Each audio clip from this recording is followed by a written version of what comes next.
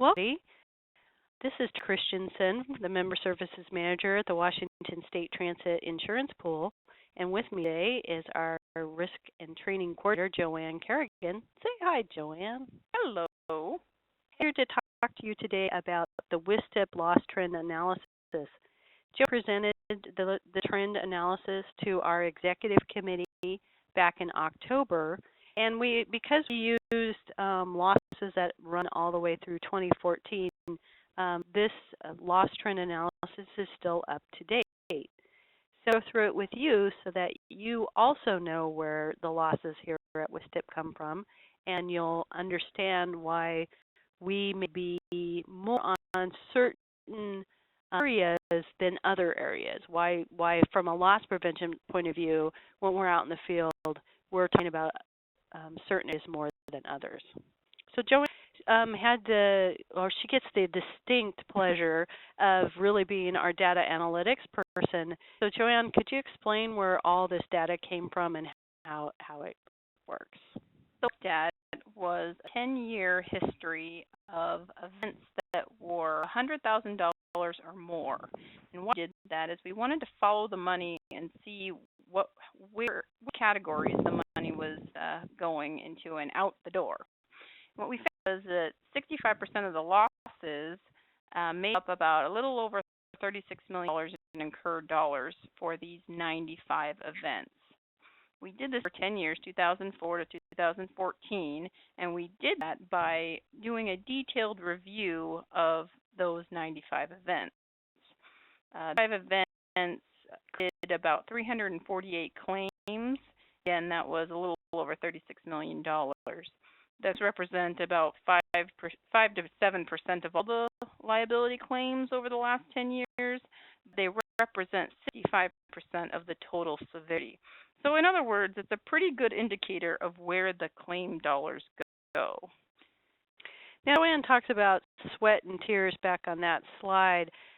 Joanne, how did you actually decide how these claims were categorized? I went through every single one of the events descriptions. So all 95 I did a review of and looked at the descriptions on what happened and then placed them in different categories where they fit. So you can see on the chart, 7 of those were personnel issues.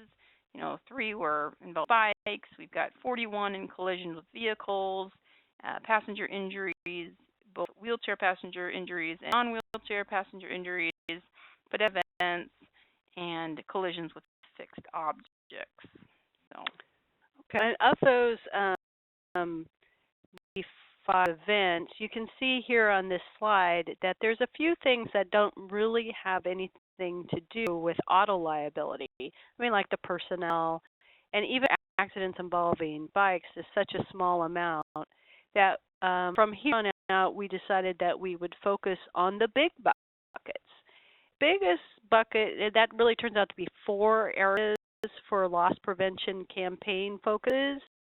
And the biggest bucket of all is the rear end accidents on fixed route. So a rear end accident on fixed route could be categorized by, say, a chain reaction rear ender or some other kind of rear end accident. This is an example of a rear end accident on a transit. But this is, I think there's a thought process out there in the membership that we get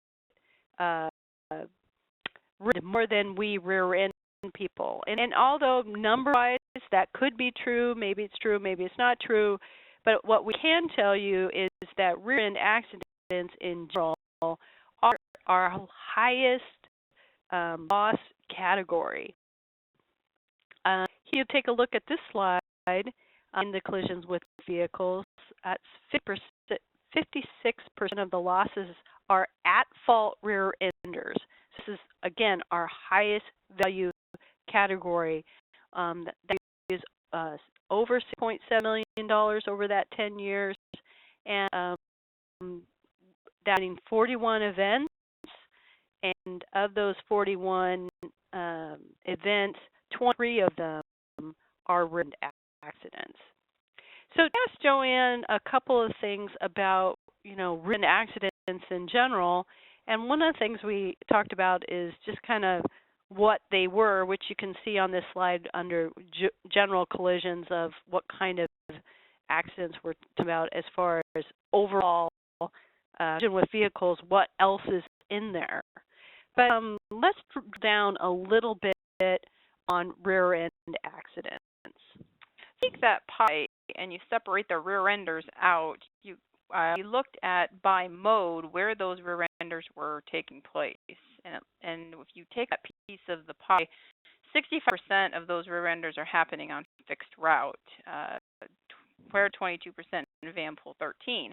And then just the location of where they're happening, we've got the most are happening on the highways and the freeways, a lot of commuter type situations, 5 on the street, and then 5 are on the street, but at an intersection.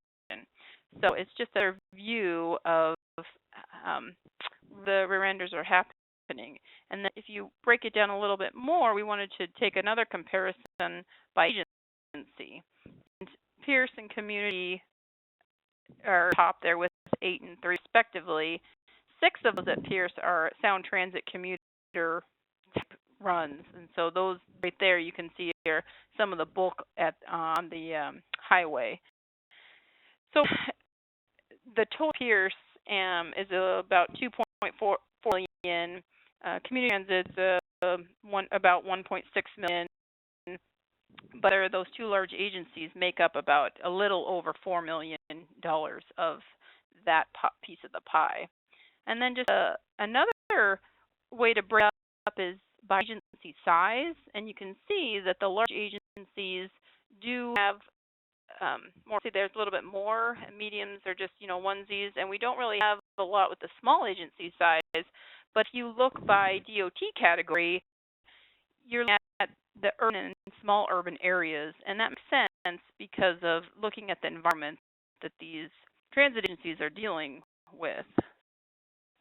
So it's really interesting to look at it by this way. I mean, it would be really easy back on the one slide to say, oh, well, clearly it's a Pierce Transit community transit problem, and that's really not the case. I think we're trying to tell you is that it's an ultra-urban environment problem.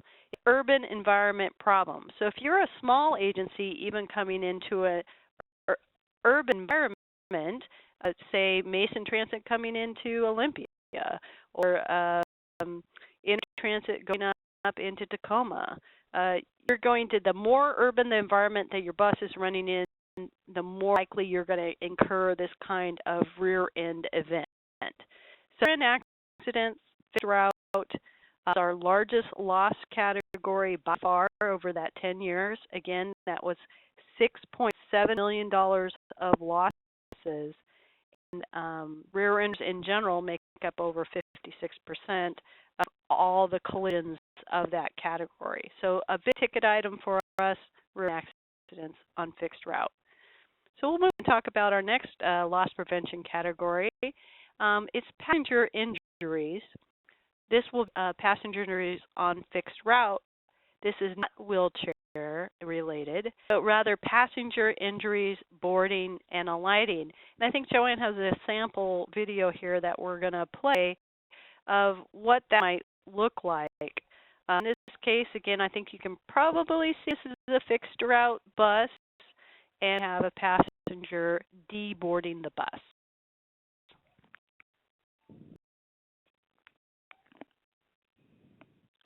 There it goes. So this is kind of accident where you have a non-mobility device accident or a boarding and deboarding accident. I think another example of passenger injury on fixed route, again, non-wheelchair, non-securement related. And in this case, if you'll watch the gentleman up a left-hand side of your screen, he's near the driver, he's wearing a red shirt, and he's sitting, I think that's in the priority seating level. Oh, well, he was sitting in it, but now he's on the ground. And it was a sudden stop that where it fell to the ground. So injuries, these non-wheelchair accidents, they make up about 12.6% of the losses. I had Joanne to take a look at where they were occurring by mode. So you can see clearly this is a fixed route issue for the boarding, deboarding, sudden stops, in general. That makes up 12 events. Our second category is due to secure a mobility device on the fixed route service.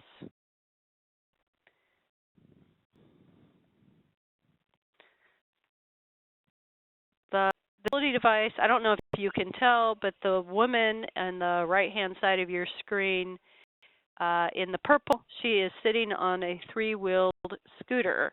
Looks like a very nice day out as we're riding on the bus today.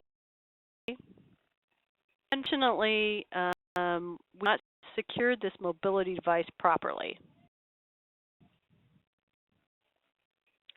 Corner, she fell over, and I believe she hits her head and her mouth. So that's an example of a passenger injury we're talking about. So the secure mobility device or secure the person using the mobility device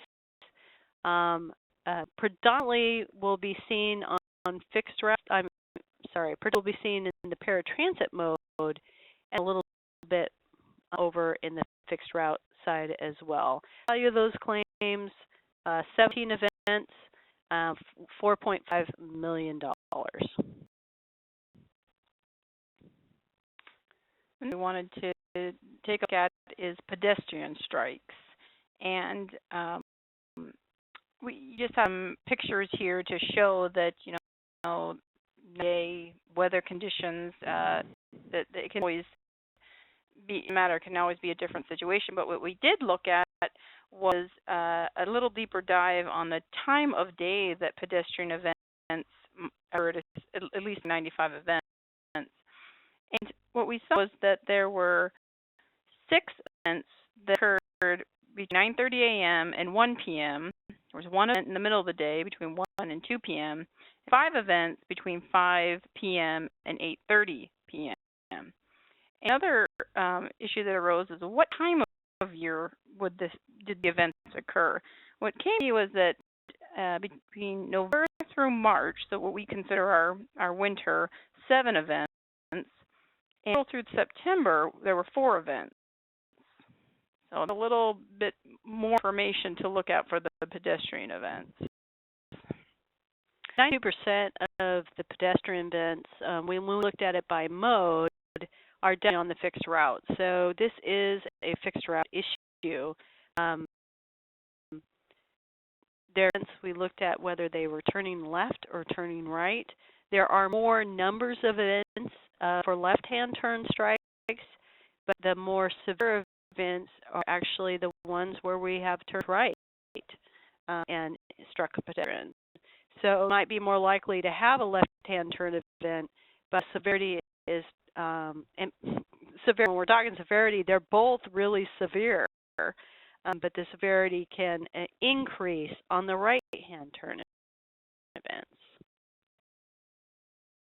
And the pedestrian events by agency shows that 45% of the pedestrian strikes, community transit, and we have 22% Spokane, and Spokane and Pierce both have 3 events each. Community has 3 events, but the city-wide community is a little over $3 million.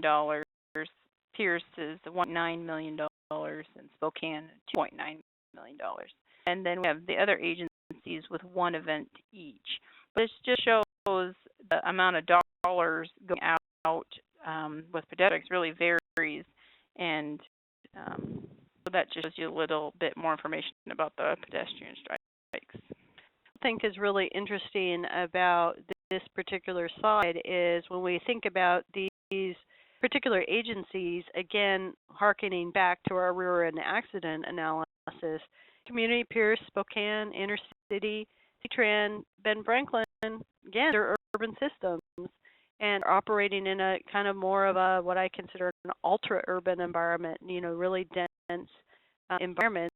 And, the denser your environment, or if you're entering a dense environment, maybe the more likely this exposure is going to be. At all the events that we're talking about by mode, and if this slide, you take a look at it, you'll see a little blip on our maintenance revenue vehicle area. It's non-revenue vehicle, your admin vehicles are in there. And we had to put that in there because when we did this for the executive committee, if we hadn't, it wouldn't added up to 100. And one of those finance directors that are on our committee would know, hey, that doesn't add to 100. So that's why they're on there. But you can definitely see where you are when we talk about, the more problematic mode, the more expensive modes, or why do we focus more activity in the fixed route mode? I think you can see pretty clearly why that is. We have all of the high value claims that we're talking about. We have all of them on fixed route, with the one exception of our wheelchair mobility device securement issues or person securement issues does happen a little more frequently on the paratransit mode. This is just a picture of the pie. Our 95 events, a little over $36 million, and this just shows the count, the gross incurred costs, and the percentage of overall money spent on those events. Some final words on our loss trends. The first one is we need to reduce the at-fault rear-end accidents, particularly on fixed route. And if there are ways that we can focus on that, focus training on that, focus pressure on that, that would be helpful in reducing those rear-end collisions. And taking a little bit more focused attention to securement of passengers and securement of wheelchairs on fixed route and paratransit will help reduce the trend that the dollars going out the door in those areas. Then and we hope every year really to try and get to zero pedestrian strikes. Pedestrian awareness should be a continued focus, a continued refresher topic, continued remedial training topic for fixed route operators. It is not as frequent as other accidents, but it's extremely severe. So, thank you much for joining us today and with us to look at WSTIP's loss trends for the last 10 years. And we hope that if you have any questions, you can hop back to the transaction page and you can ask us a question. And Joanne and I will do what we can to answer those. In the meantime, please be safe out there. Watch out for those rear-end accidents, secure passengers, and watch for our pedestrians. Thank you.